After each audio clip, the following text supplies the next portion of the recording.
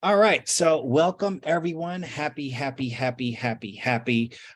new year to everyone. It's good to see all of you back in the Rose Garden this year, 2023, as we, proceed to give you what you need at the end of the day to channel a little bit of Diddy there. This is our first Sunnyside chat of the year. All of you have been to Sunnyside chat, so you all kind of know how they roll. It's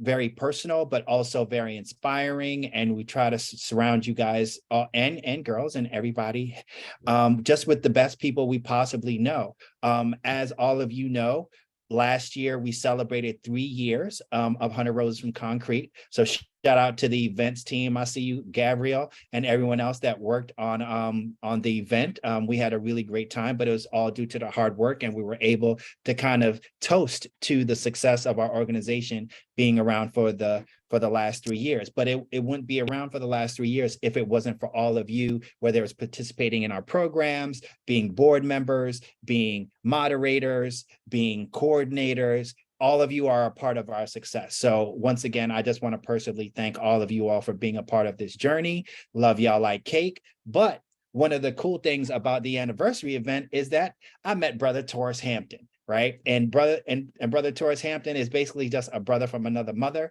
Because I quickly learned that it wasn't even 6 degrees of separation. It was more like 2 or 3 degrees of separation. Yes, but but when dope people, dope people kind of attract other dope people at the end of the day. So it was really great that brother Torrance even graced us with his presence at our anniversary event at VMLYNR. Shout out to VMLYNR last November, and we're going to celebrate 4 years at the end of this year as well. So we're looking forward to that. But in meeting Torrance and talking to him, we quickly learned that he is a man of men. And especially when we think about our industry, advertising, marketing, media, PR, right? There's just people that really live it, but we also have to understand their journeys. So in talking to Torrance and just learning about him and things of that nature, I also learned that he wrote a book, and it is called, it's somewhere here on my desk. Yep, it's called Make Your Passion Your Paycheck, The Genius Factor. So I figured this would probably be a really great way to kick off the year, really getting to know Terrence, but also understanding what our genius factor is, right? Because we're all on this journey of creativity and just being good human beings, period. So what better human being than to kick it off with than brother Torrance Hampton? So let me just tell you all a little bit about him. He's a seasoned director, executive producer, creative director, brand strategist, and author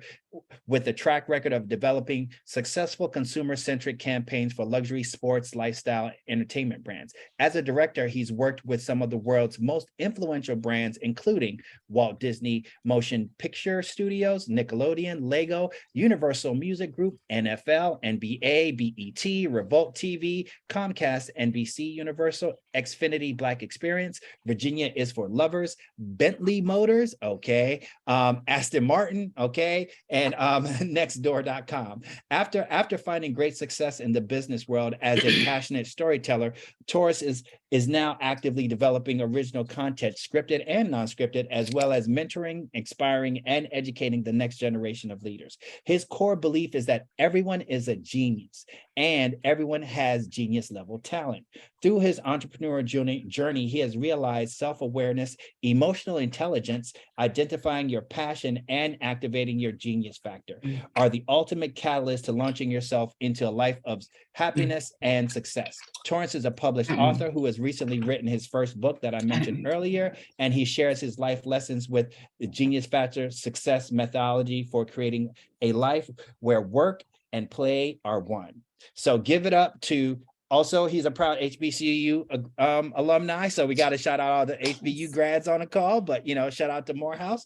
He made that choice. He should have went to Lincoln, but we're going to leave that there. But everyone, just throw up a quick clapping emoji and welcome brother Torrance. Thank you. I appreciate that, Kitty.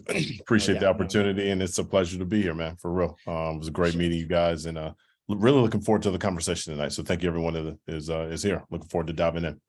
Yeah. So let's just get straight into it, right? So I already kind of told everybody your background, but tell us a little bit about yourself and where you are just in this crazy, world and existence that we're in right now. Where are you at with everything? How are you doing? For sure. So I think for me, it was what one of the amazing things was the night we met through Rustis Spurlock, who's a good friend. To Kenny's point, we have very, very close relationships and we know so many of the same people.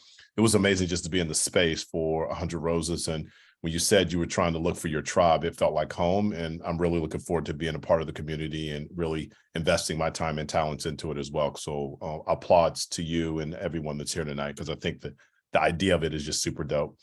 Secondly, I'm an entrepreneur, and at my core, I'm a serial entrepreneur. I've had multiple businesses throughout my career, most of them 90% failed. And then I finally got a couple right. And the couple that I got right were in the storytelling space. So I'm originally my family's from Atlanta, Georgia.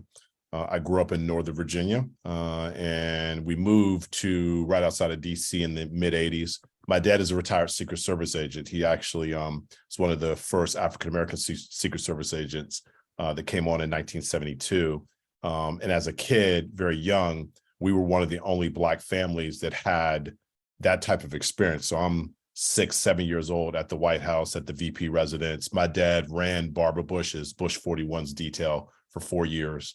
So he was like literally the number 14th Black employee ever in the history of the Secret Service. He was number 14. It was crazy. So with that, it created an amazing opportunity for me growing up as a middle-class Black kid in Northern Virginia with the access. I was just exposed to so many different things because of my dad and his job. It was just unbelievably unique. We were always the only Black family.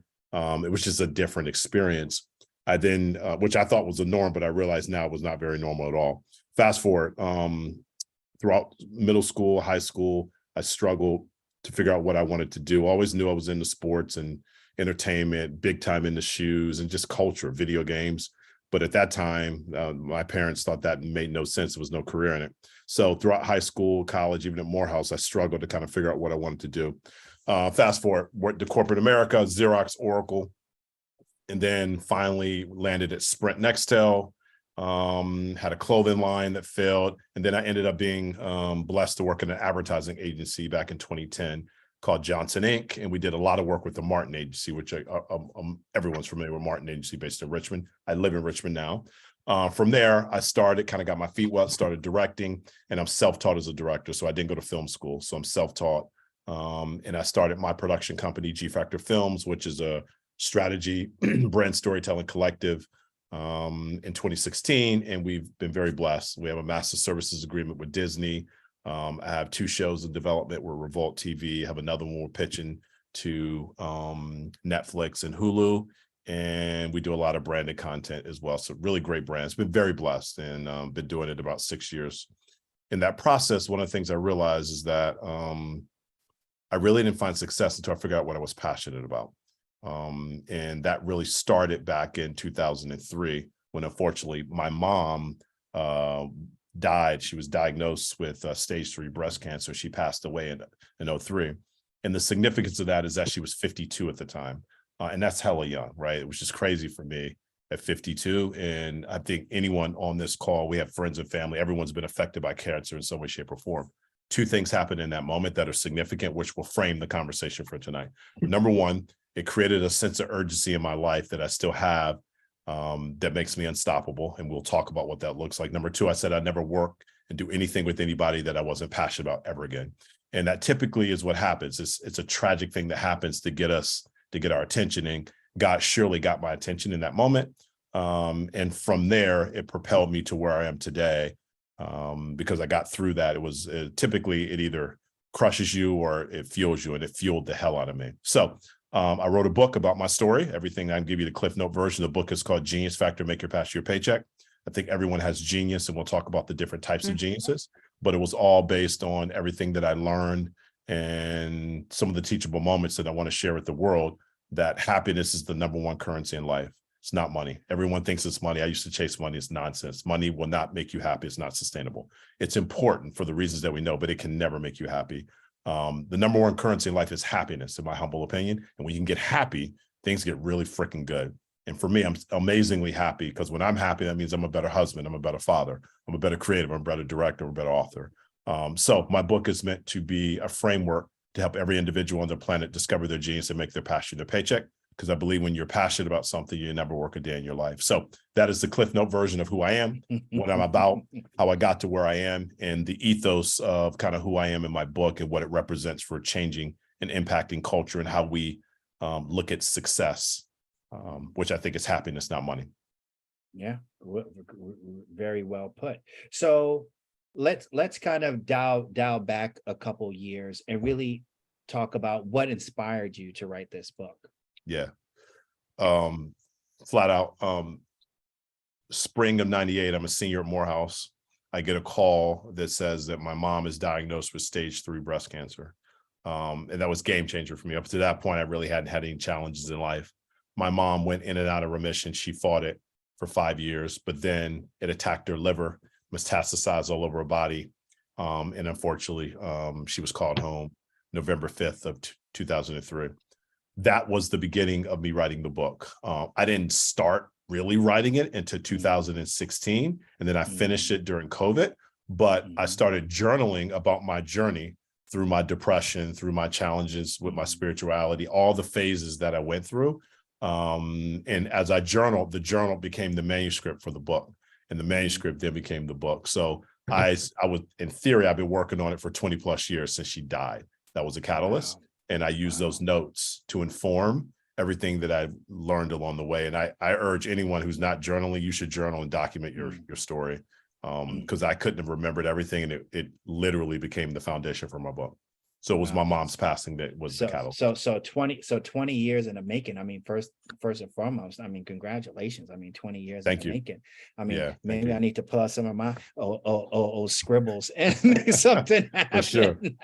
For sure. So in the beginning of the book, and thank you so much for the signed copy. Yeah, y'all don't get signed of course. Copy. I do. So I definitely, read the entire book from front to back. And I want to talk about you discovering your genius. Can you share that with us? So because throughout the book, you talk about, the clothing line and, your time with Sprint, and then, like this entry into advertising. And then like first you kind of weren't on the production side and everything like that. So like what was that journey like? Because everyone here on this call is definitely on some sort of advertising, PR related creative services journey. But what was it like discovering your genius along this 20-year journey, 20-year like path? Yeah, no, great question. So when I was in corporate America at Xerox and Oracle, I fresh out of Morehouse, I worked at Xerox for 3 years, and I worked at Oracle in sales, then Sprint. I had a clothing line that I started right after my mom died that failed miserably because I didn't know what the hell I was doing. But the clothing line was the first time in my life that I actually had fun doing something professionally. And that was an insight, right? That was like, well, this is amazingly fun. I don't have any money. I'm broke as I don't know what, but I love what I'm doing. So that for me was the first time that I mapped to, well, what if I can figure out how to make it fun and make money? That feels like that would be aligned with who I am. So first off, the journey to discovery of my genius, it always starts with self-awareness. I think self-awareness is the number one thing that we all have to work on. So you have to know thyself. I don't think anyone can tell you what you should or should be doing. I think they can give you some insight, but I feel like that comes from within. And for me, as a very spiritual person, that comes from me and my relationship with God and the Holy Spirit and the whisper, right? It's always the thing, the voice in the back of your, it's very soft, but it's there. So you have to be able to turn the noise down in your head so you can hear that voice. So for me, I got really quiet after my mom died so I could hear that voice. And that was the beginning of me understanding who I was and how I discovered my genius and my passion. So self-awareness, number one. Number two, I started to identify the things that I like to do, that I was passionate about, and the things that I was talented at. So self-awareness, number one. Number two, my passion, and then my God-given talents. I think we all have talents. We're all passionate about something. And then the last was, how do I monetize that? So that journey through each job, I was literally, Kenny, I was mining skills along the way. At Xerox, at Oracle, at Sprint with the clothing line, I was mining things that I was taking with me to get me to the advertising agency in 2010. And then I started directing this local TV show called RVA Grooves. And I just, man, dude, I fell in love with it. To give you a point of reference, at this time, Pharrell's video Happy was out. If you remember, every city was doing like remakes of the Happy video. I don't know if you remember that, right? It was really big, right? It was dope. So in Richmond, I did a version called RVA Happy. And I directed that with local stakeholders in Richmond. And it was part of a tourism campaign for Richmond. The drone was crazy. It was dope. So we had the mayor in it. I had DJ Lonnie B, one of the heavy hitters, really, really cool people. It was really, really cool. We had the governor in it. It was nuts. And we were able to convene it, and I directed and produced the whole thing. There was a scene. Do you guys remember the scene in the Happy video? Well, it's the church scene where he's in the choir, and the choir is swaying back and forth with the robes and everything, just like you're in church, right? I remade that scene in my church in Richmond, Virginia. My pastor, Pastor Lance Watson, let me remake it.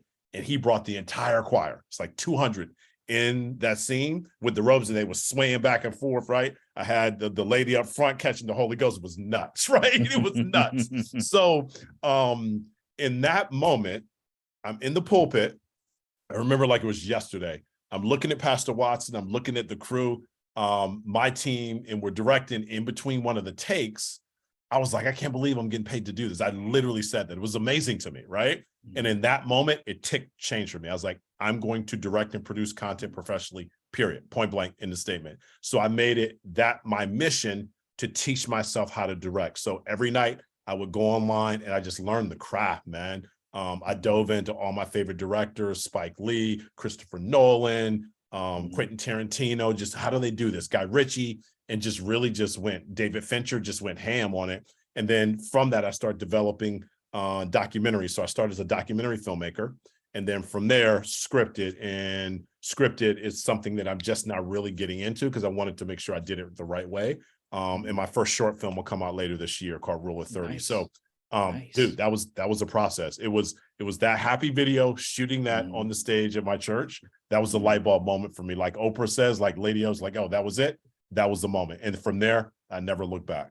And a lot of people doubted me. Like, how are you gonna be a director? That's just as I am. It's just that simple, right? And I think you can manifest anything. I just believed in me, believed in the process. So that's a long way of giving you that answer, but that's how I got there. No, it totally makes sense. And I think that's something that we sometimes struggle with, right? Is like, how do I manifest something for it to come true? And then you try to think about like, well, what's really holding me back, right?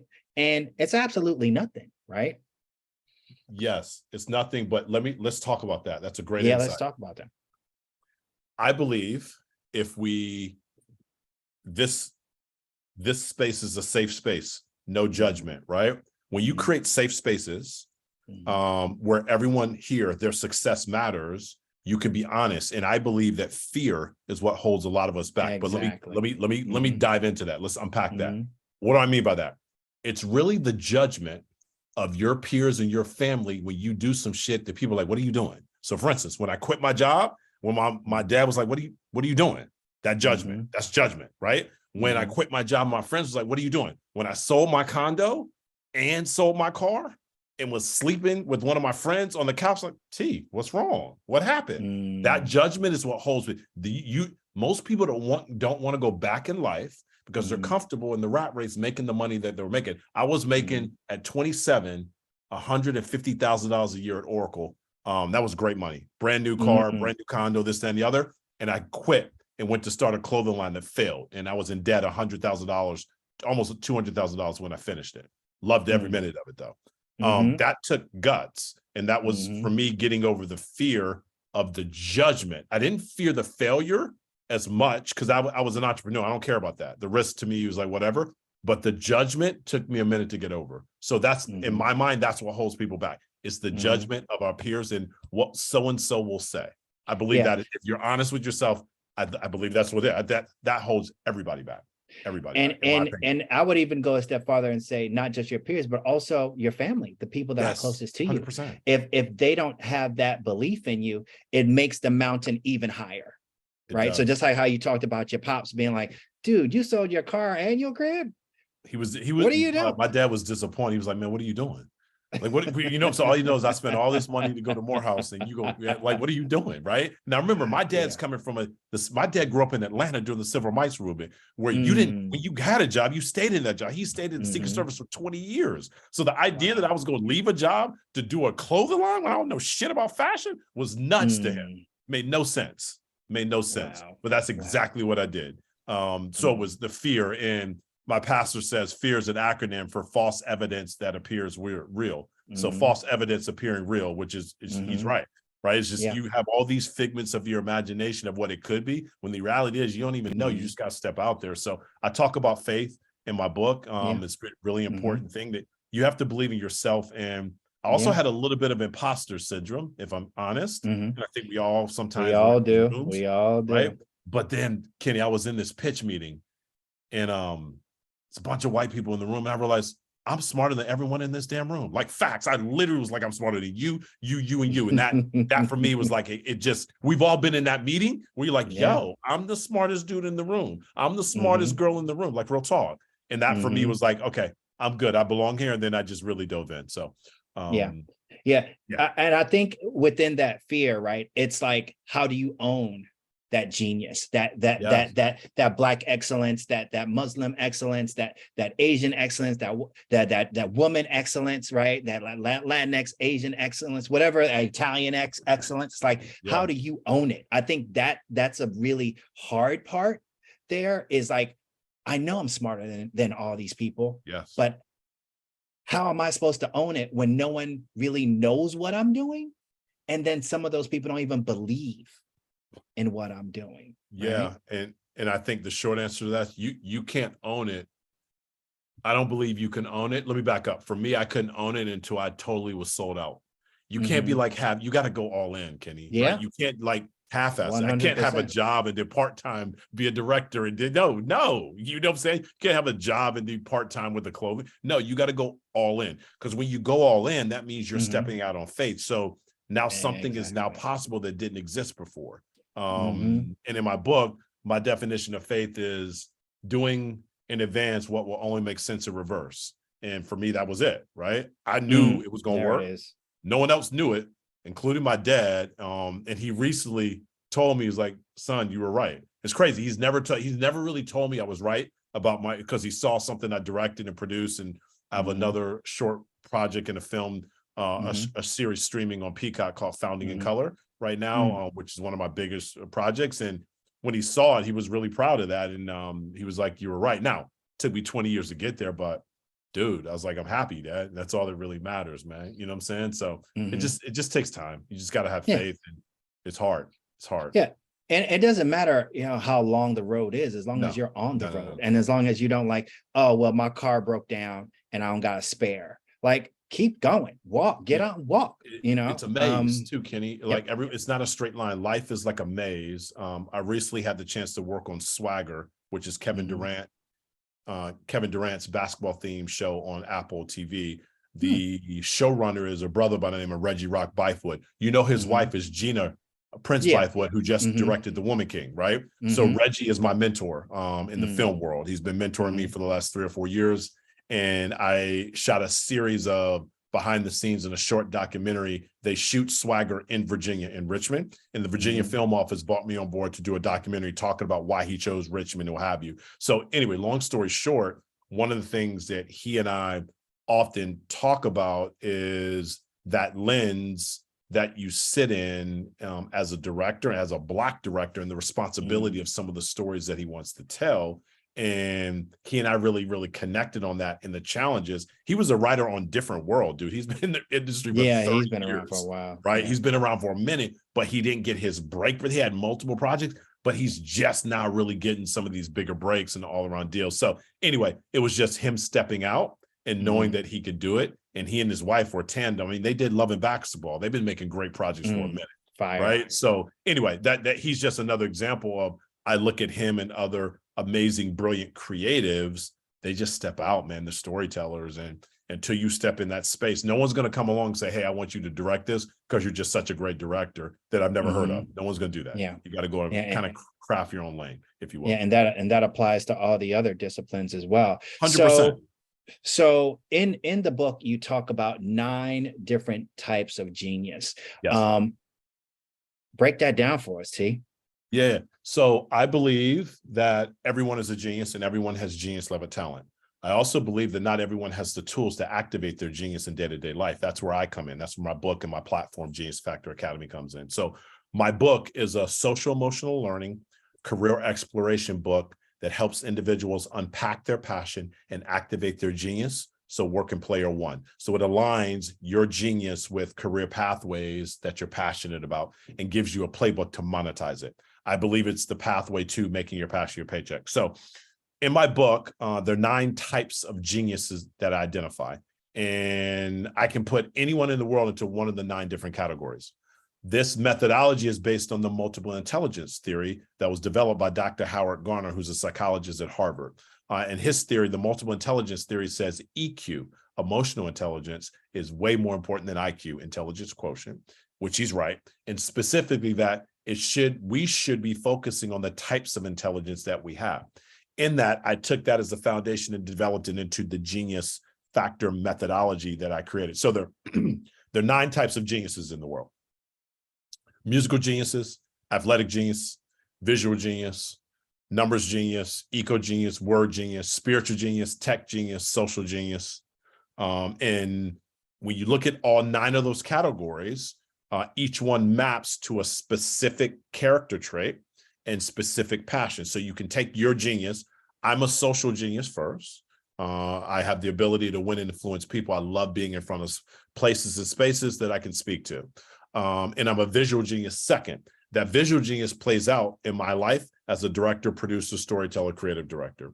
So the 9 categories, Kenny, allowed me to create a framework that is an online course that I have, that we have in high schools and colleges, as well as the book, in providing that. And the goal is that it allows people to have the courage to say, yo, I'm a visual genius, and that visual genius, I'm going to be an architect, or I'm a social genius and I'm going to be a public speaker, or I'm a music genius and I'm going to write and produce music, whatever it is. I'm an athletic genius. I'm going to play sports. No, I'm going to be a general manager.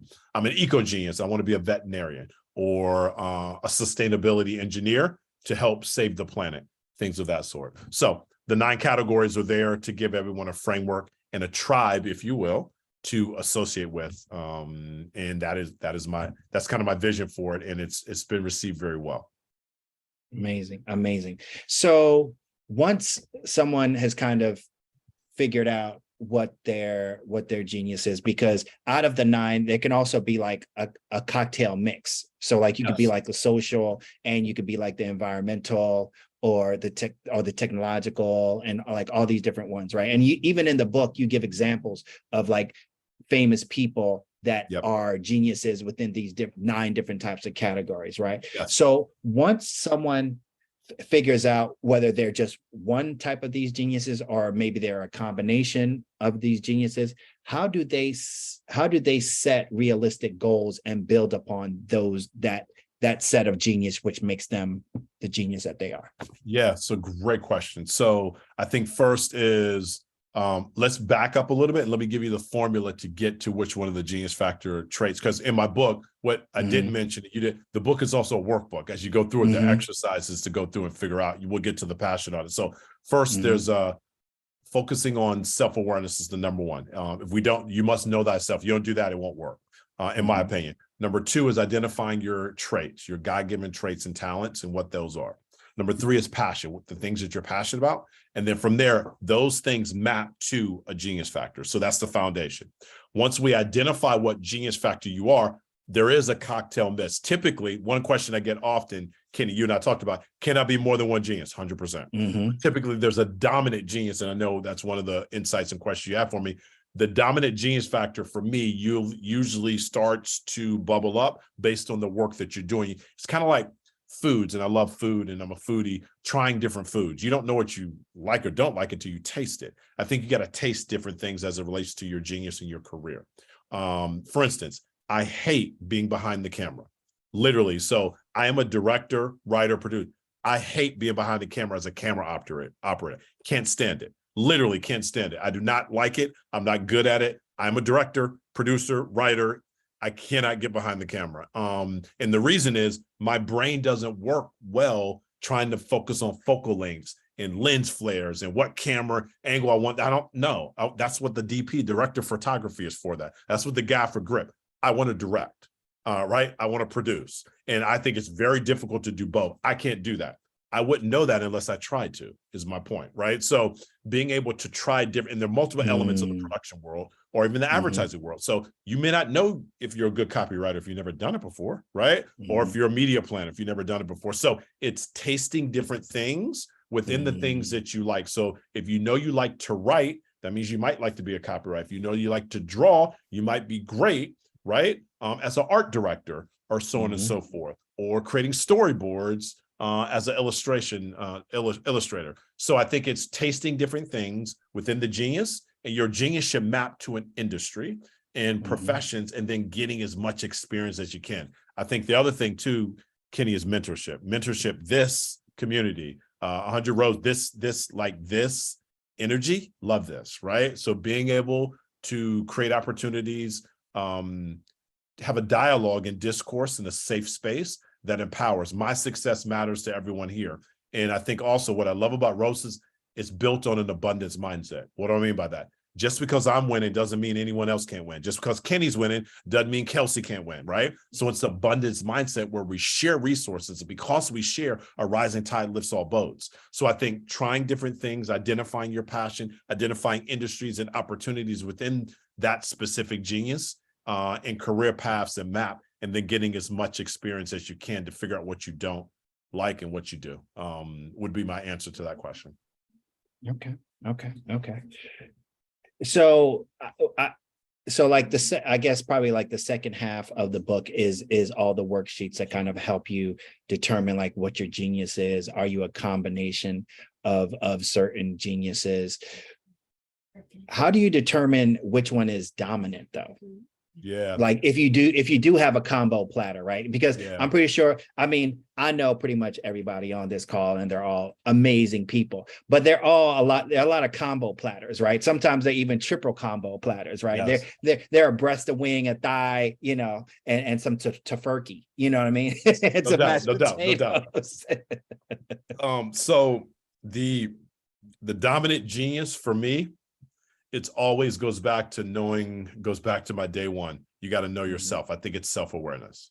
I really do. So for me, I know I'm chasing this vision as a director and producer to produce feature films and chasing that and what that looks like.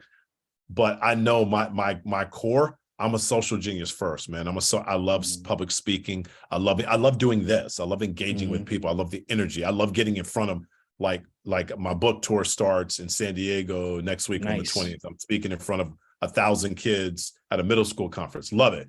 And the coordinator was like, well, how many kids do you prefer? I was like, give me the whole school. She was like, I want the whole damn school. Like the more people, the better for me. Cause I'm a social genius. I feed off that energy. Some people are, they're scared to be in front of big crowds. That ain't me. So I know at my core, I'm a social person. I love engaging with people. I love learning. I love listening. And I think it goes back to knowing yourself. I think you have to try those different things and there'll be insights along the way. You have to pay attention to the signposts in your life that give you indications of which one is the dominant. My book will help, but I think it's kind of trial and error, to be completely honest. It took me time, dude. It took me 20 years to figure out what I was fucking good at, for real. It literally took me 20 years. My book, the goal is the book. I believe there are 2 ways in life to get wisdom: mistakes and mentors. And I say this in the book. And my book is meant to be the ultimate mentor. I made a bunch of mistakes. And if you would read it, and hopefully it adds, I want to bring amazing value. The book is only 140 pages. It's an easy read. It's meant to, like, don't make the mistake that I made. That does me no good to hold that information in an attempt that you might shortcut your path to success. So mentorship to me is critically important. And then just trial and error, Kenny, you just got to do it. I just got to do it. I wouldn't know what I'm good at unless I tried it. You got to start. Start. So earlier we talked about fear, and we talked about how sometimes that community or even people close to you, whether it's friends, family,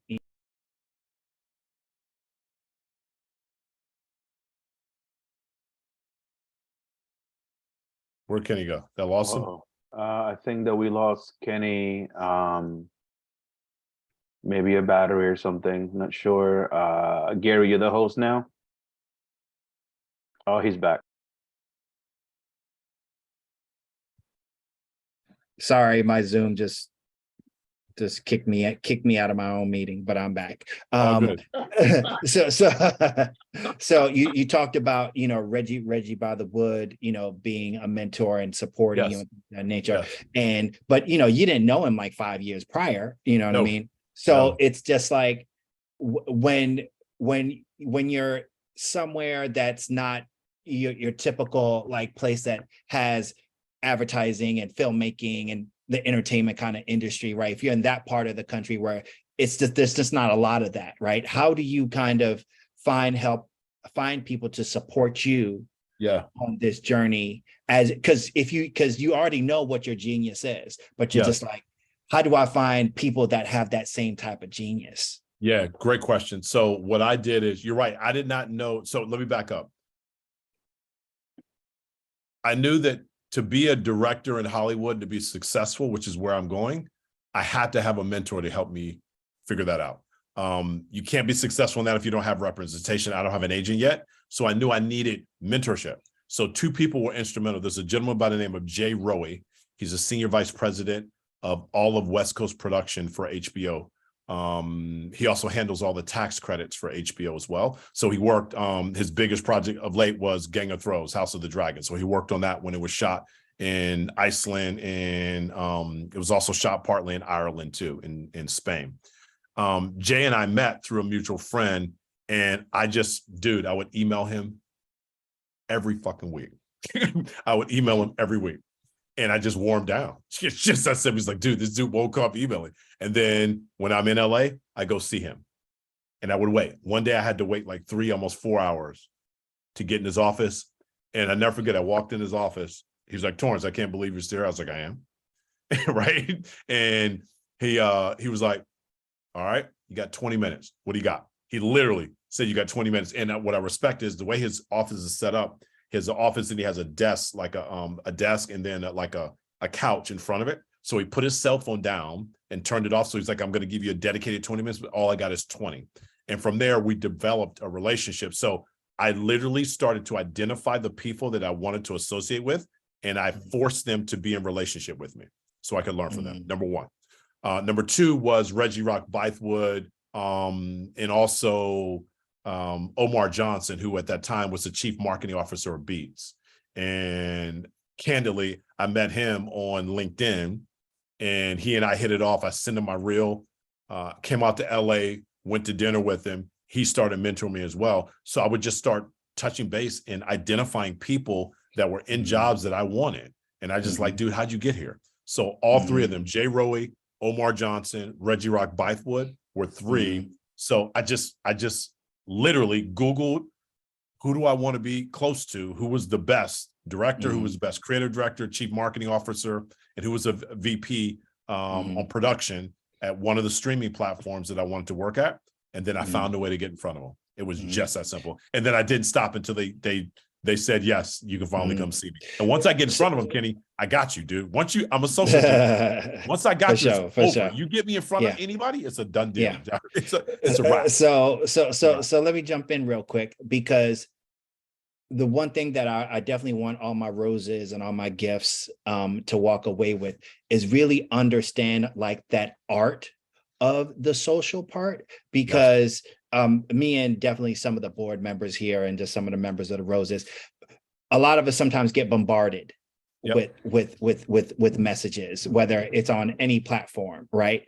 And we can't reply to everybody, right? But sometimes the approach, I feel, is wrong, because people think, oh, well, I read an article about you, or I saw this, I saw that. So they think they're familiar with you and they could just kind of talk any type of way with you. Yeah. So if you could just, before I open it up for questions from the team, if you could just kind of discuss like the right way to approach people, but also talk about, okay, if you approach someone and they don't get back to you, how do you just keep it moving? at the end of the Yes. day and move on to the next person, right? Because they're not all there's a lot of strikes. They're not all Yeah. home runs. Yeah, You know what I for mean? sure. There is a lot. So two things. A mentor of mine at the agency I worked at, he said this to me, and this statement is going to sound a little crass, but it's not meant to be crass, and you'll get it when I say it. He said, you got to bring some ass to get some ass. He actually said that to me when I first started, right? I was like, man, what are you talking about? He's like, listen to me. You have to bring some ass to get some ass. You can't go into any meeting not understanding what the other person on the other side of the table wants from you. That makes no sense. He's totally right. I actually use that philosophy in every element of my business. When I'm pitching client work, when I'm pitching a film, the show that I pitched to Revolt, I pitched it with that in mind. I knew what Revolt wanted. I knew what Dentsu wanted. And I knew what Gia Peppers wanted, who's the host of the show. I knew exactly what they wanted. And Gia wanted to be an executive producer because she's trying to build her brand in LA. I knew Revolt wanted additional content, and Gia already had a podcast that's doing really well on Radio 1. I knew Dentsu needed a Black director that could connect the dots, and I knew Datavio Samuels at Revolt because he's a friend of mine. Done. That's why it worked. And it was a great idea, but it wouldn't have worked unless I thought about it. So you have to identify what the other person, what you're bringing to them for them to respect you, in my opinion. Number two, you have to have the right tone and approach and have a spirit of humility. I don't know what I'm doing, but I want to be where you are. No one is going to take that and say, oh, no, I'm not sure. Right? You have to be humble. Sometimes we don't have humility. And I think humility and hunger together makes you unstoppable. So I think having a spirit of humility, having a servant leadership ethos, which I have because I got them from my mom, and really being patient. When all else fails, perseverance prevails. Jay Rowe, Kenny, I emailed him every week for almost 7 months. I just wore him down. It's just that simple. I wore him down. And we're tight now. I literally wore him down. And he was like, you kept emailing me. I was like, let me email you back so you stop emailing me. And then he ended up liking me and we hit it off. So that's how I would answer that question. Did that answer the question? Yeah, definitely. And I mean, you hit on two H's that everyone pretty much on this call knows that the Roses lives by, right? So we actually live by 4 H's. We live by hustle, heart, humanness, and humbleness,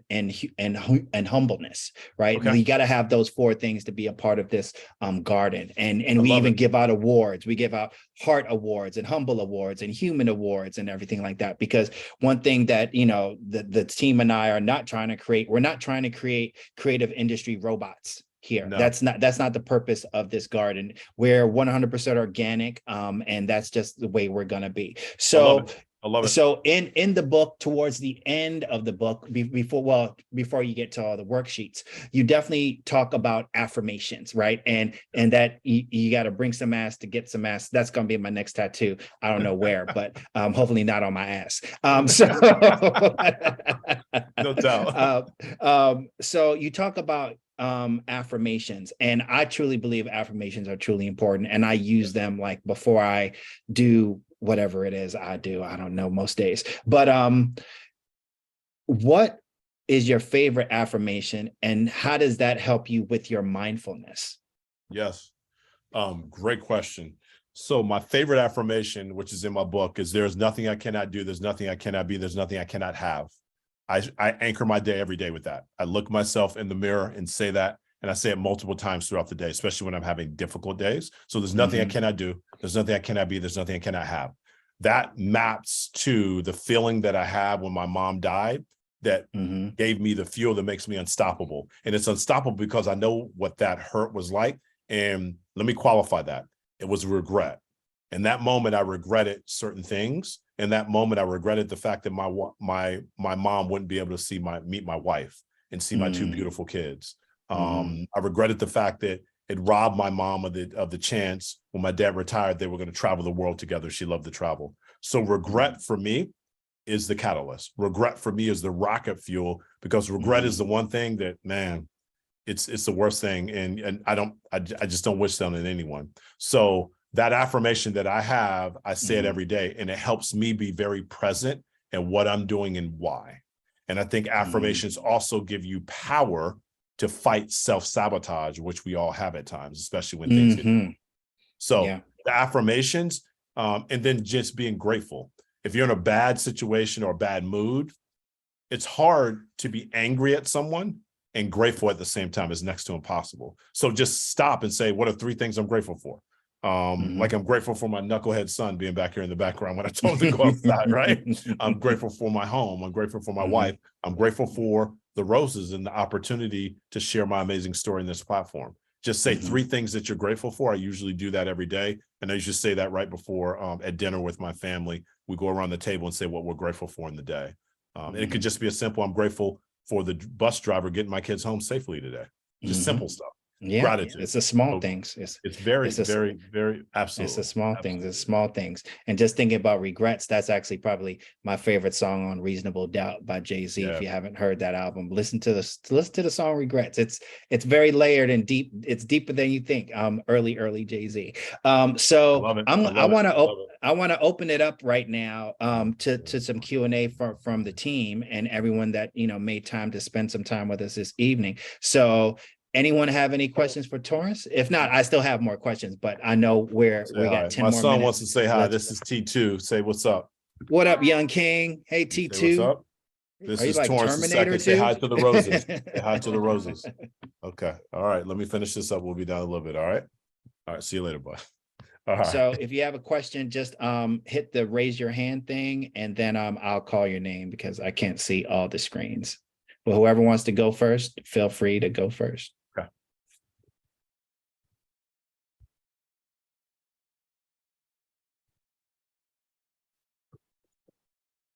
All right, going once. Okay, I mean, I still got more questions, so like I can just keep going. So Donald has a question. Ken. Okay. Oh, of course, Boston, of course. Go ahead, Don. Yeah. Well, I won't be in Boston forever. Anyways, Torrance, thank you again for doing this.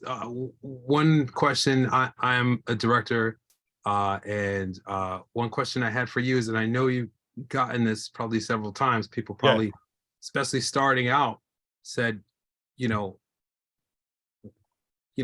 you don't have any experience, so I'm sure you've probably heard quite a few, no's. How do you get yourself to persevere through that continuously?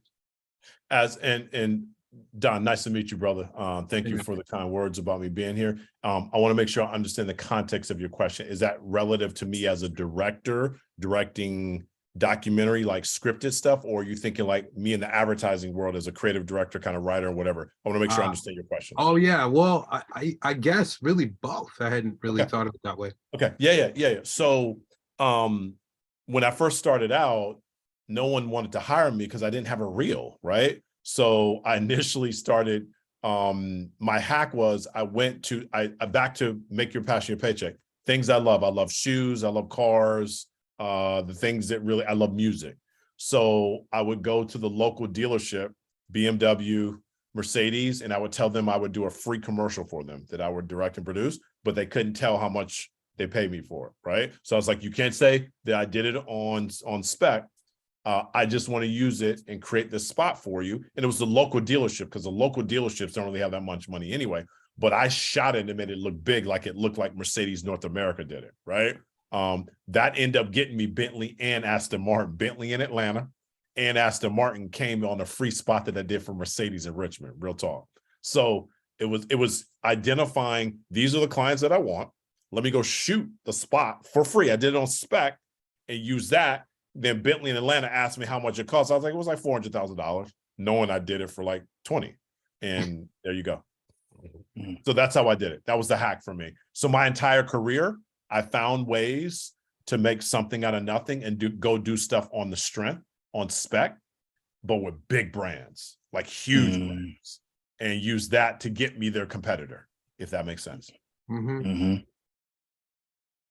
Does that help? Did I answer your question? It does. And I actually went to the Toyota dealership 2 weeks ago, getting ready to shoot something for them. So that's good to hear. But the thing I wanted to ask you though is, and I hear this often because I'm still a new director And, you know, it's a continuous thing, right? So I see, like you mentioned, your persistence week after Yes. week, going Yes. and reintroducing yourself to someone. So Yes. So man, Don, there's no one. Here's the thing. I believe there are a lot of people out there that are smarter than me. I believe there are people that have more money and more experience. What you don't have, you cannot work me, Don. Doesn't exist. It just can't. I can't be beat. The work ethic that I have, I will will it into existence. I'm not stopping. And because I can't be stopped from the work ethic perspective, that makes me dangerous. Gives me an advantage, because what's the difference between good and great? The difference between the good player and the bad player is that the good player gets tired. Great players never get tired. And when the good player gets tired, the great player kicks his ass, right? Same thing in business. Good businesses get comfortable. They don't work as hard because they're making money. Great ones constantly are innovative and understand you got to get comfortable being uncomfortable. Growth and comfort can never coexist. I live by those words. So I'm constantly finding a way to push myself and innovate. I used to hate writing, and I wrote a book. I didn't think I used to hate reading scripts, and now I'm writing my first script. So I'm constantly pushing myself into places where I don't feel comfortable in that. And that's helped me kind of grow. It's just been something that I've constantly done. So I've gotten comfortable being uncomfortable and putting myself in situations where I don't quite know what I'm doing. And I figured it out. Hopefully that answers your question. good, thank you. Yeah, and for sure. and I don't even want to put words in Brother Torrance's mouth, but like, fuck the competition. Just concentrate on you. I agree. You know, there's enough sunshine out here for everybody at the end of the day. I agree. So like, one thing that, I mean, this is a line from, you know, a DMV rapper Wale, but you know, one thing that he says, like, my competition is the mirror. Yeah, I agree with that. That's the only person I'm competing with every single day. It's just myself, because everybody else, they can do whatever in their own lanes. I'm over here. I'm just trying to be I'm trying to be better than I was yesterday. That's it. I agree with that. Kobe also says that too. Did I get better today? Yep. And I just try to get better a little bit every day. All and day. Get better a little bit every life. day. Then it gets me where I need to be. So yeah.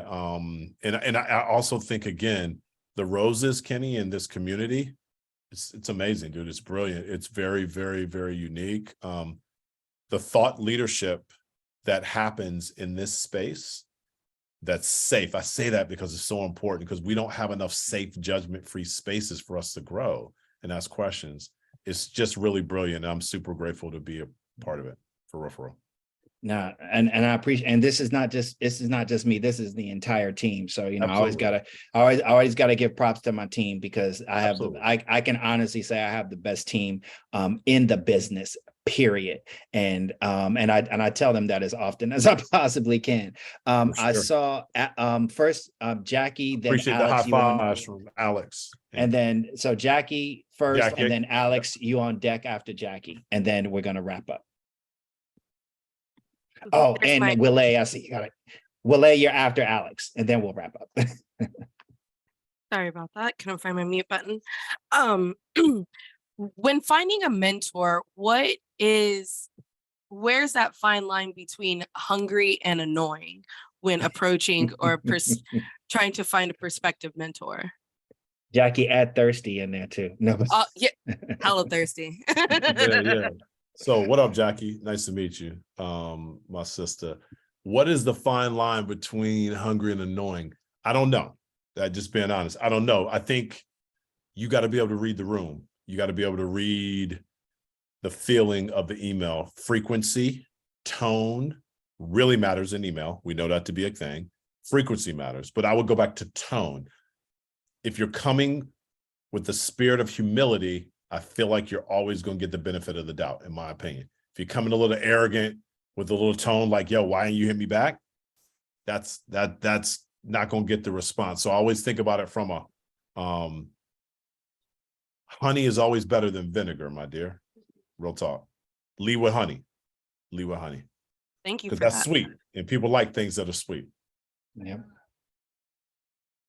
Did that answer it? Hopefully I answered that for you. Yeah, for sure. Thank you for the question.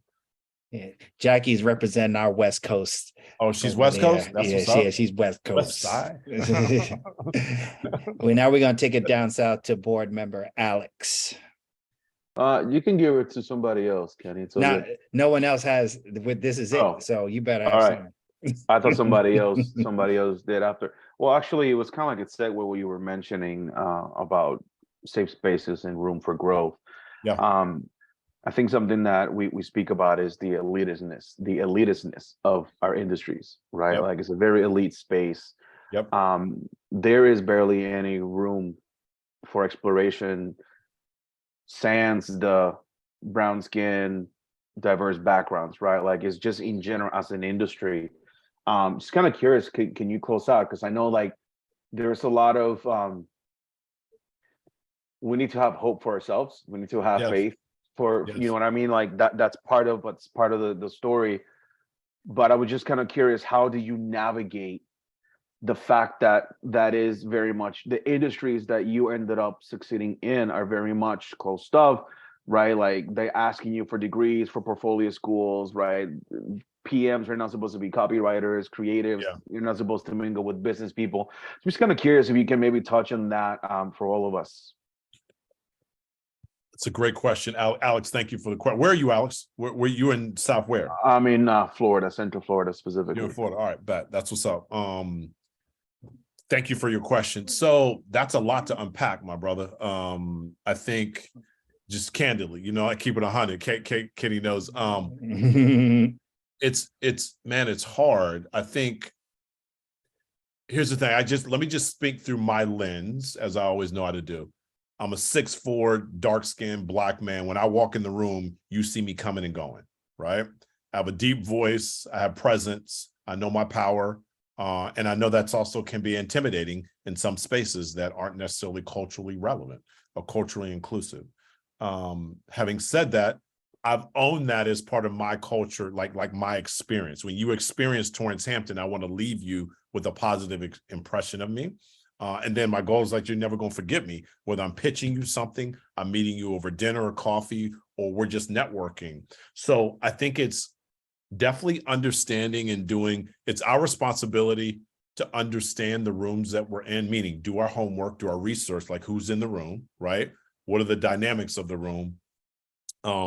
What's the culture, kind of ethos of the room or lack thereof? And then I try to just, for me, Alex, I try to be my authentic self. I don't really like the word code switch, but for the sake of this conversation, we'll use that. I'm just me, dude, right? You know what I'm saying? I just walk in the room as me. And I believe I'm very spiritual too. What God has for me is ordained for me and nobody can take it from me. I believe that. Period. Full stop. And I walk in that faith in everything I do. So it's just work for me. And I'm sure there've been places where I've been judged. I'm sure there've been places where they didn't give it to me. I know there have, because I didn't have enough experience or what have you. But I look at that's just part of my journey, and no one's going to speed up my process. I'm just in my bag, in my process, trying to get there. And I think for us, everyone here, as part of the Roses, we're in our bag, in our process, and we're going to get there together. Is the goal. Did that answer your question, my brother? No, yeah, thank you. I wanted you to share how you navigated it because I know it's different for everyone, and absolutely, you know, I appreciate your time and thank you so much for being here. And thank you for bringing absolutely. And let me over. say, I don't know if that's the right way. That's just the way I chose to approach it, and that worked for me. I also think everyone needs to identify what's best for them as well. But hopefully, that gives a little insight with what worked for me for real. And let me be clear, I'm still trying to figure it out, Alex. Let me be very clear. I'm still figuring it out, man, for sure. So we got one of our Midwest grown alumni that's going to close us out with the last question. Okay. She goes by the name of Justice Jenkins. Justice, what's really good? Hey, thanks, Kenny. Hi, Torrance. Nice to meet you. Hey, what's happening? Hey, thanks for all the great advice you gave us. Of course. And right now, I'm currently a Brand Lab Fellow, so I'm interning at an agency. It's called Comic Void 10,000 Design for Target. Okay. And I'm a graphic designer. And I have a lot of different areas as a graphic designer to go down as. And my question for you is like, when you're in these spaces and these agencies with people who have more experience than you do, definitely just have that, just been in that space longer than you have, but you're also learning from them, and you have all these people like backing you, of course, like Roses, and then the brand lab, and then your mentors as well. And then the noise gets really loud, Yes. like, and you're trying, like, I wrote down the notes where you said like to try different things, to sample different things, to figure out what you like the best, Yes. Yes. including like copywriting. And but I do know that for me, I like designing and storytelling, and I also like writing as well. And it's just so many different things that you can go down. Yes. And one thing that you just mentioned now is like you have to figure it out yourself, and you're still figuring it out. So I guess my question would be just, how do you quiet the noise? Like, because you kind of mentioned that a little bit earlier, like you quiet the noise, you make sure that things just don't cloud up your vision, and you make sure that you're going towards what you want. But when there's so many things and there's so many things to sample and so many things to do, like how do you focus in on that one thing that you want to do? Yes. Great question, Justice. Where are you located? You're in New York. Where are you? I am in Minneapolis, No, Minnesota. Minneapolis. My bad. You did say that. So it's cold as hell. That's It what is she meant hella to say. cold there. Yeah. Very snowy, it's a mess. I got it. You're a Vikings fan, huh? I don't do sports. Okay, that's fair enough. That's fair enough. It's all good. Thank you for your question. It's nice to meet you, my sister. And thank you for the kind words. How do you quiet noise? So I think for me, the way you quiet the noise, affirmation. So the noise that's being generated for me, typically I can map back to a small group of people or things that happen. So I think every day that we're in the world that we're in, there are challenges and the things that we deal with as people of color or the historically disenfranchised is different, especially in this industry that is hella racist and hella elitist, period, right? Let's just say that. Having said that, that is no excuse for us not to chase greatness and be great in what we do. And that's what we're doing, like this organization. I think the way, for me, I quiet the noise, affirmations, prayer, and mindfulness daily, and being very, very clear on who I am and what I bring to the table, independent of what anyone else says, what they think or say. I also am very, very conscious of everything that I take in, because I know everything that happens consciously also impacts my subconscious. That's why affirmations are so important. You got to have affirmations every day, right? And it could just be, it's a beautiful day and I get beautiful pay for the work that I do, whatever it is, right? I'm grateful for this day, right? It's really, really important to develop a set of affirmations that anchor your day, in my opinion. And that allows you to fight the self-sabotage that is natural for all human beings, especially people of color, especially in this industry, with all the microaggressions and the nonsense that we deal with in the rooms that we're in. So affirmations, meditation, prayer, mentorship.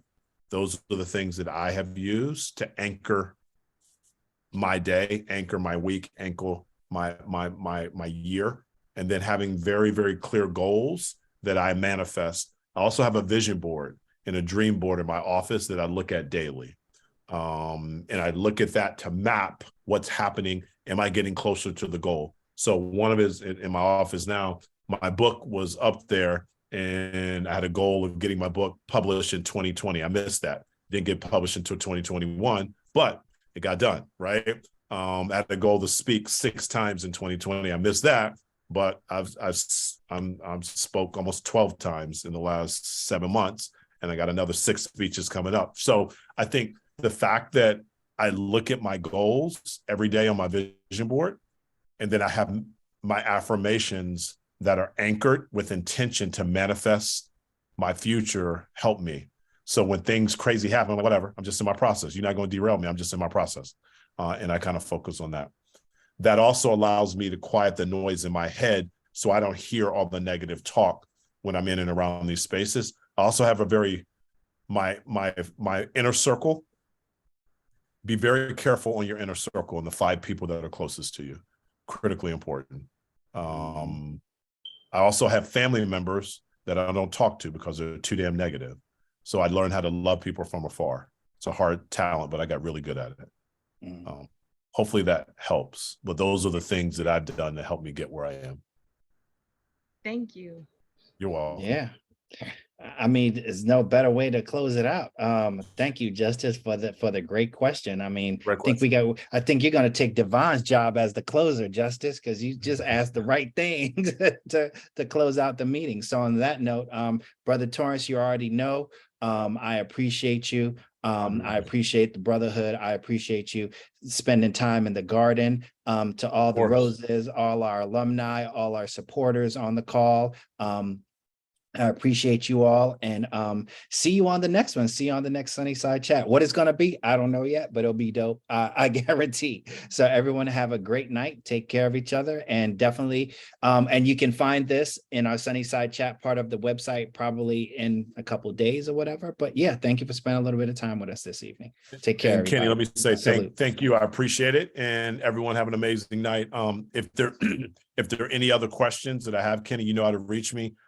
People can hit me up on Instagram at Torrance Hampton, the number 1, or just on my website, torrancehampton.com, for details of my book. Please reach out, hit me up. I'll respond to any and all questions at any time. Please feel free to hit me up. I really appreciate it. And I appreciate I'll put Torrance's website in all you will hear are part of like 4 different Slacks that we have running. So Torrance's website will be in all. It will be in the Growth Slack, Take 2 Slack, Rose's Slack. He'll be in all the Slacks. So you'll have his website. All right. I love it. Blessings and prosperity to everyone. Have an amazing night. Thank you, Kenny. Much love, brother. Appreciate you. Appreciate you. All right, brother. Bye. Peace.